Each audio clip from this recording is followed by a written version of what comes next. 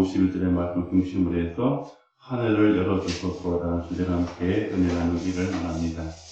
오늘 여기 지금 이 요한복음 1장 35절에서 51절을 보게 되면 예수님과 요한 제자와 여러 사람들이 만나서 이 대화의 내용이 펼쳐지게 됩니다. 자, 이것은 무엇을 얘기하고 있냐면 그들은 이미 구약 성경을 통해서 메시아가 오실 것이라는 것을 알고 있었습니다. 그리고 믿고 있었습니다. 그런데 그 메시아는 반드시 베들레헴에서 오실 것이라는 것을 믿고 있었습니다. 물론 선지자들이 그 예언을 다 했죠. 이사야에서 했고 미가서에서 했고 다 처녀에서 잉태의 아들을 낳을 것인 예수라는 그 이름과까지 주어지면서 베들레헴 떡집에서 탄생할 것이다라고 얘기했습니다. 그런데 그들은 그것만 알았다는 거죠. 그 메시아가 베들레헴에 오신다는 것만 알았지 나사렛에서 자라신다는 것을 모르고 있었던 거예요. 그러니까 이것이 바로 이 지금 신약 시대를 살고 있는 초대교회 성도들의 흐트러짐이라는 것이에요.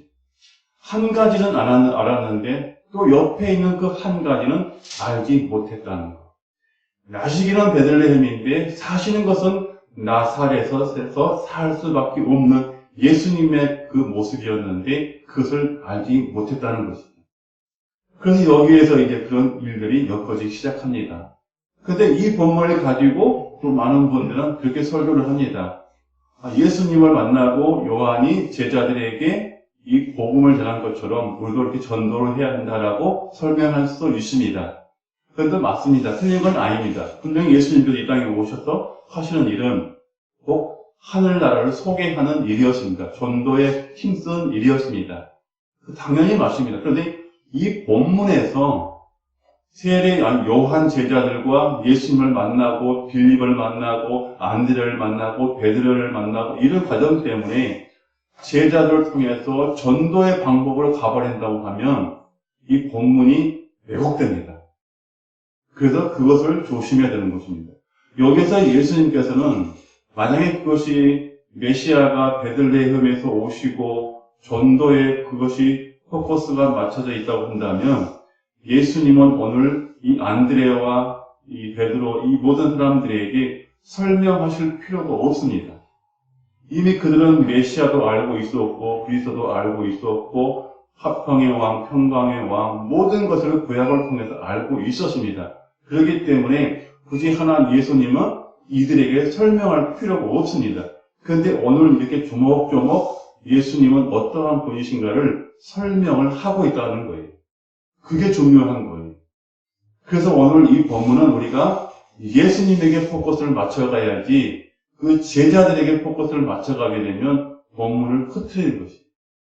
정통적으로 가지 못하는 거예요. 마치 이스라엘 백성들이 유대 땅 베들레헴에서 예수가 나신 것은 알았지만 나사렛에서 예수님이 성장하시고 사역하실 거라는 것을 나사렛 사람이라 칭함을 받을 것이라는 것을 알지 못하는 것과 똑같은 거예요.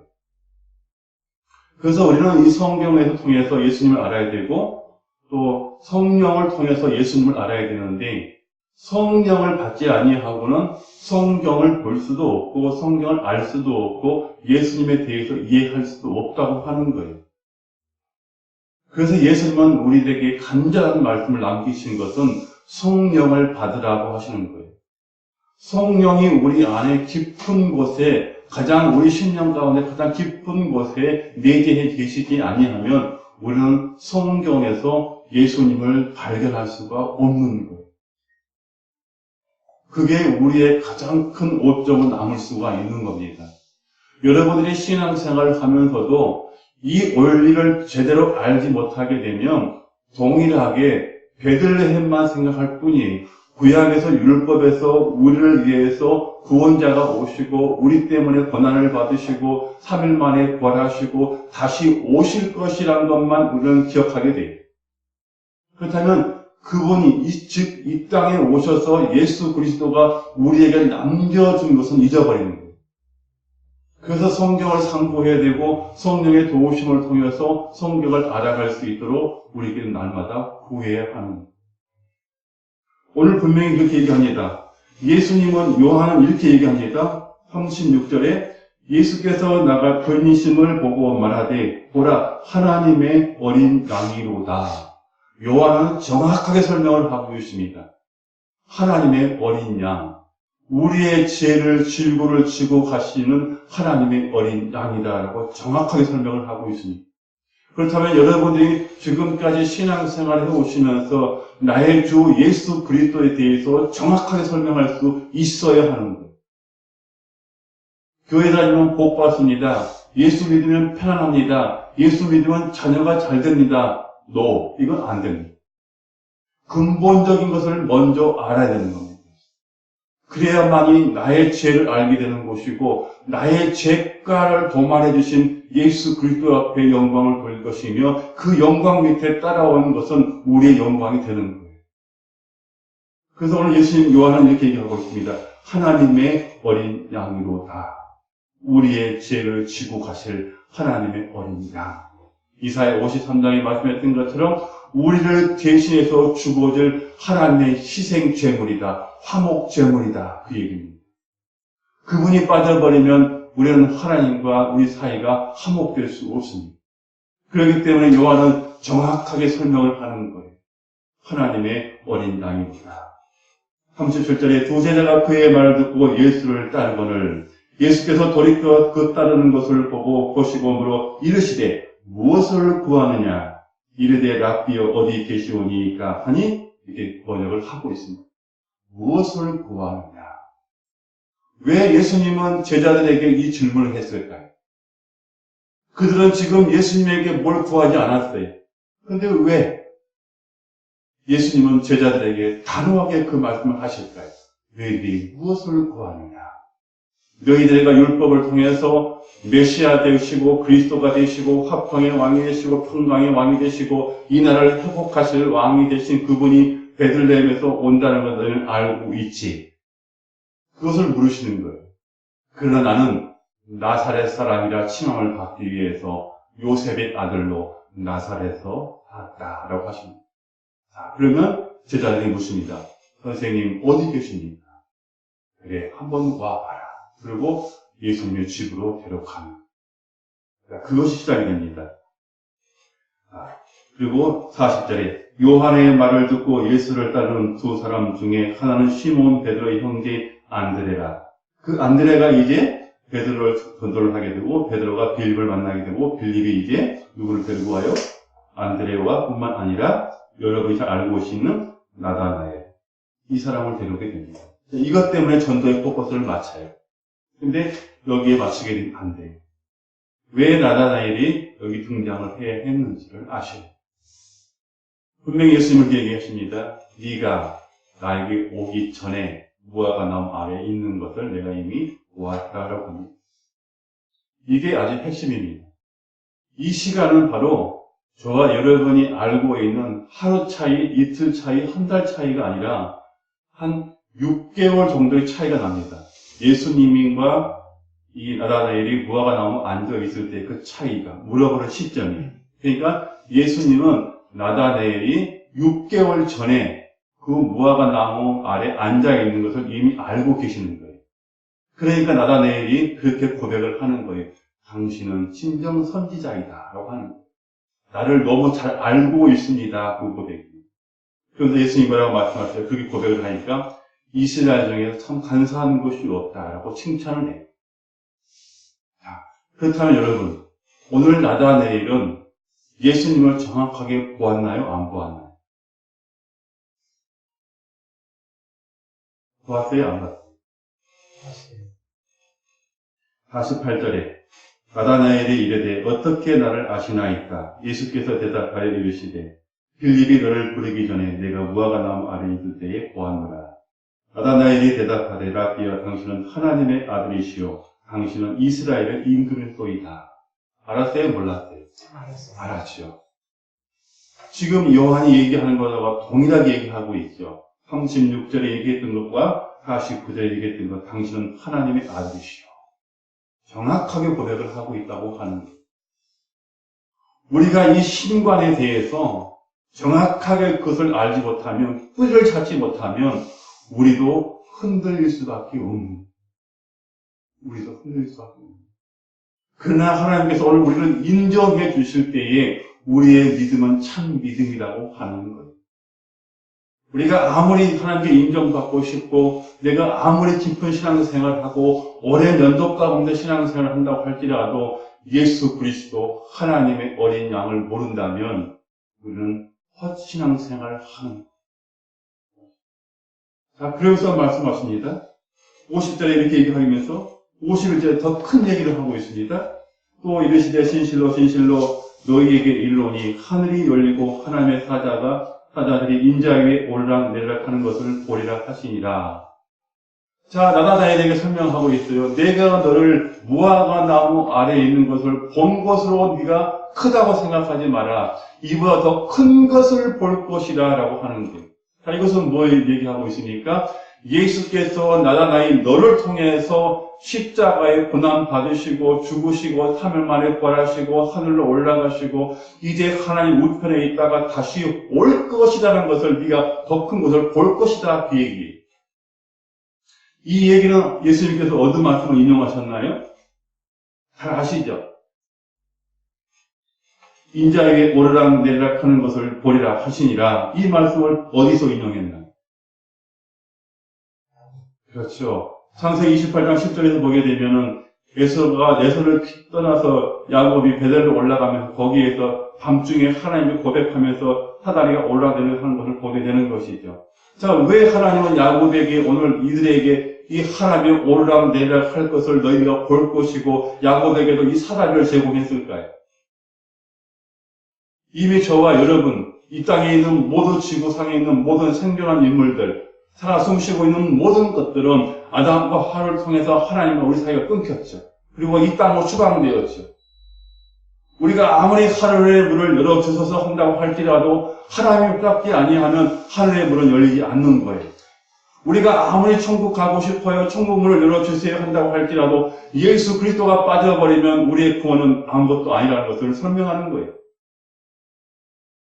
그래서 이 땅에서 우리가 신앙생활 잘 한다고 하는 것은 예수 그리스도가 어떤 분이신지를 정확하게 알아야 되고 그분이 나에게 무엇을 해주셔야 하는지를 정확하게 알고 있어야 되고 그분이 하늘의 문을 열어주지 아니하면 나는 아무리 신앙생활 잘한다고 할지라도 천국에 들어갈 수 없다라는 것을 우리는 시점을 통해서 신앙생활을 해야 한다고 하는 거예요.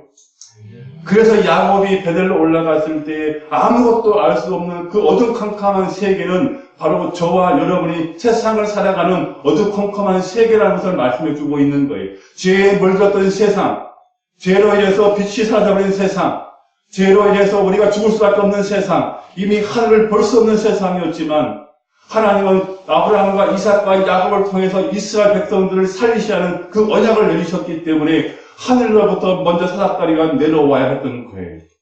그래서 하늘의 문이 열림으로 말미암아서 이 야곱은 하나님을 보게 되었고 그의 신앙 고백으로 나를 여기까지 다시 인도하시면 내가 10의 1조를 드릴 것이고 이곳에 내가 하나님의 교회를 세울 거라고 고백했던 그 모습.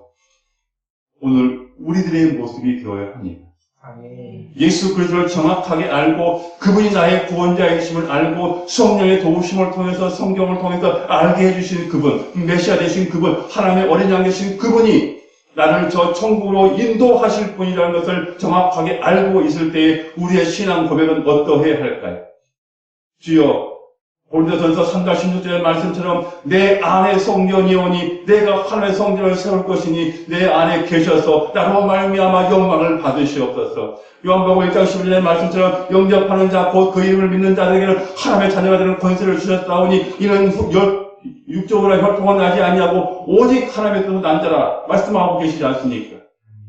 우리가 하나님의 성전이 될 뿐만 아니라 우리가 하나님의 성전을 내어드려야 한다는 사실이에요.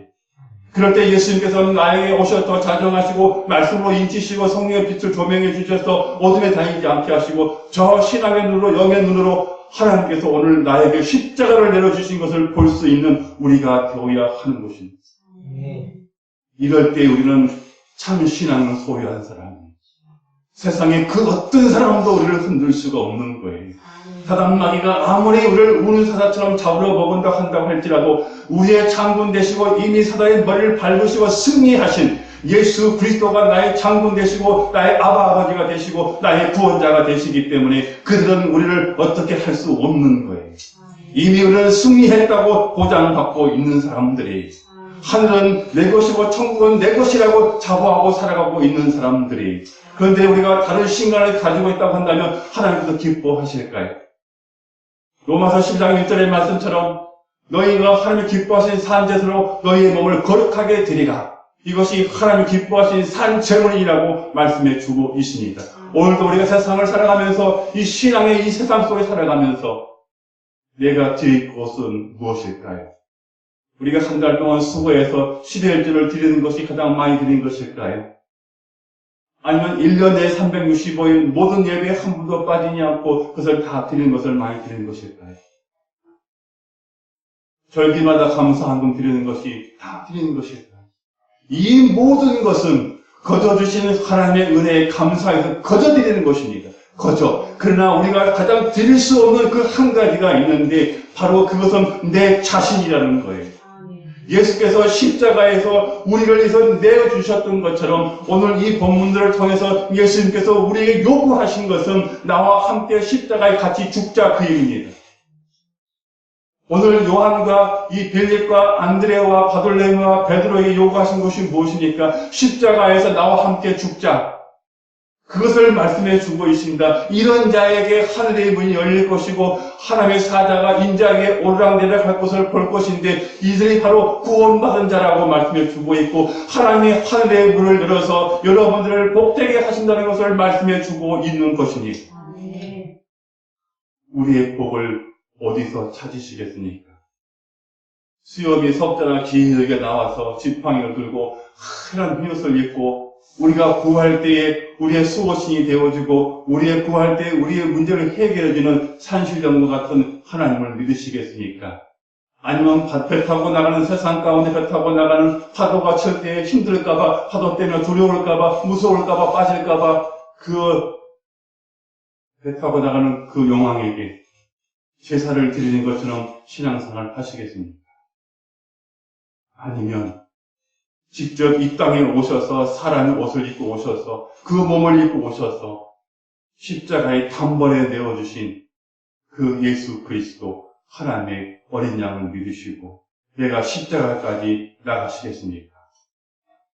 너희가 살고자 하느냐? 반드시 죽을 것이고 너희가 죽고자 하느냐? 반드시 살 것입니다. 이것은 바로 오늘 우리들을 보고 십자가를 치라고 말씀하신 것입니다. 내가 십자가를 졌으니 너도 같이 치자. 그리하면 이 십자가 뒤에 따라올 이 영광은 그 누구도 빼앗을 수가 없을 것이다. 그래서 로마서 8장 30절에 말씀하고 있으니까 분명히 말씀해주고 있지 않습니까? 약속해주고 있지 않습니까? 적신이나 기근이나 칼이나 위험이나 그 어떤 것도 장래이나 소망이나 미래나 모든 것도 칼과 칼이나 그 모든 것도 하나님의 사랑에서 우리를 끊을 수 없다라고 말씀해 주고 있습니다. 십자가에 죽기를 각오한 사람에게는 이렇게 하나님의 사랑이 임함으로 말미암아서 그 누구도 빼앗을 수 없다라고 말씀해 주고 있습니다. 여러분의 시선을, 여러분의 신관을, 여러분의 신앙을 어디에 두시겠습니까? 오직 하나님의 어린 양 되신 예수 그리스도. 오늘도 하나님 보좌 우편에 앉아서 우리를 위해서 오르락내리락 하시는 그 인자 되신 예수 그리스도. 그분에게 저와 여러분의 모든 것을 쏟아 부으십시오. 그러면 그것은 소멸되는 것이 아니라 없어지는 것이 아니라 30배, 60배, 100배로 하나님은 다시 되돌려 주신다고 하셨습니다. 이것이 천국의 방법인 것입니다. 눈에 보이지 않는다고 해서 하나님이 저와 여러분을 돕지 않는 것이 아닙니다. 눈에 보이는 것은 잠깐이요 보이지 않는 것은 영원함이라고 성령님께서 우리에게 말씀해 주고 있습니다. 사랑하는 여러분, 여러분이 신앙생활하면서 어떤 사람을 만나고 교제한다고 할지라도 성경에서 근거되지 않는 말을 할 때는 받아들이지 마십시오. 그가 유명한 해석을 하고 천지를 변할 수 있는 해석을 한다고 할지라도 성경에 근거하지 않는 얘기를 한다면 받아들이지 마십시오. 거기에 미혹될 수가 있습니다. 오직 우리의 자랑은 예수 그리스도. 오직 성경에서 찾아야 할 것은 예수 그리스도. 아멘. 우리를 도우시고 계시는 것은 보혜사 성령님. 아멘. 그 성삼위 하나님이 빠져버린다면 모두가 다 가짜이고 이단입니다. 오직 저와 여러분이 받아들일 것은 성삼위 하나님.